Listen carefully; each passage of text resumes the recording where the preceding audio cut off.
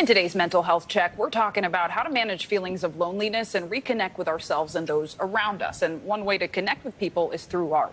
Back in 2018, I got the chance to create some art with a group of young people. We were shooting a story about a program called the UnLonely Project. Their goal is to foster connections and combat social isolation.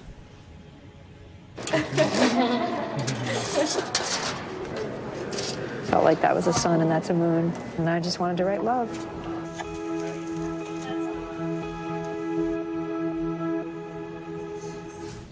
Joining us now is the man who launched what you just saw there, the UnLonely Project, Dr. Jeremy Nobel. He is the founder and president of the Foundation for Art and Healing. He's got a new book out called Project UnLonely, Healing Our Crisis of Disconnection. It's great to see you again.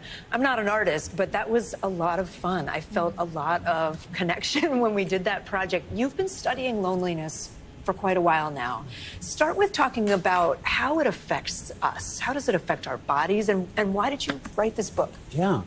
So loneliness has been around for a long time.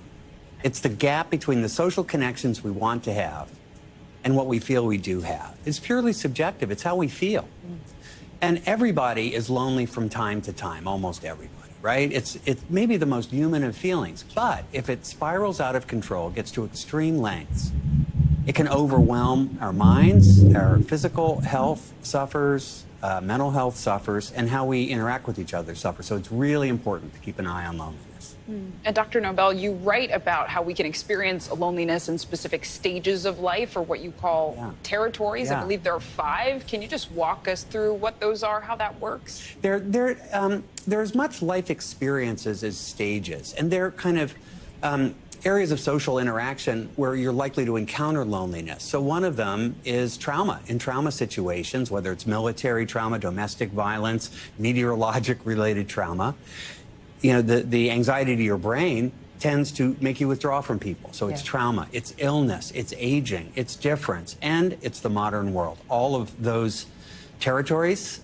increase the risk of spiraling to significant loneliness. You know, we talk about social media all the time, and it can create connection, right? It can keep you in the know, but then it also sometimes has an isolating effect on people, too. They feel left out. It does. Social media really has a negative effect, particularly if you use it just to tell kind of performative stories that then become very comparative. Right, and all you your chase best self. Yeah. Right, and then you become, oh, am I good enough, right? And you start chasing that external persona, and a gap between that and who you truly are.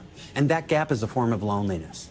And you're talking about being who you really are. In many ways, art can be a means of self-expression. We opened this segment seeing Kate doing some art. And in your own book, you write, your habits of personal creative expression are just as important to your health and well-being as your diet, exercise, and sleep. Art is medicine that requires no prescription. I think some people might hear that and go, oh, but I'm not an artist. That's how I was. Right, I can't engage. What's your advice to addressing that to combat loneliness?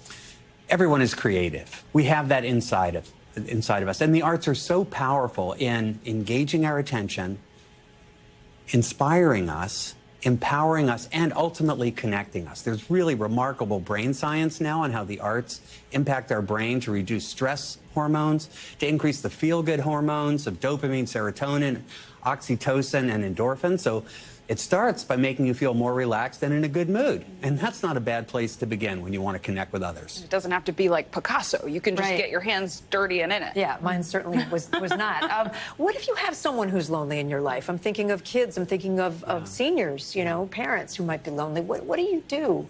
How do you get them engaged in something like that? The most important thing is to be honest and open about loneliness as an experience we all feel from time to time, but sometimes accelerates. And be willing to share your own experiences with loneliness. Communicate, communicate, communicate. And then, if they are interested in being a little playful in creative arts, make something together and then have a conversation with what you made. That's good. It doesn't always have to be just talking. You can do things together. I wonder, there's so much good in this book. If there's one thing you want people to take away, what would it be? To view loneliness as a signal. Just like thirst is a signal you need hydration, loneliness is a signal we need social connection with others. So follow that signal, become curious about it, and then be curious, make things, have conversations, it's a great way to be more connected. Yeah, I know we've talked about, like, there are simple things you can, it doesn't have to be a big thing, right? It could just be going to a meeting in your town once a week or something. Yeah. Absolutely. You know, the small things that we think are inconsequential in our interactions with people, casual conversations, these end up being very consequential in how we feel connected into the bigger world.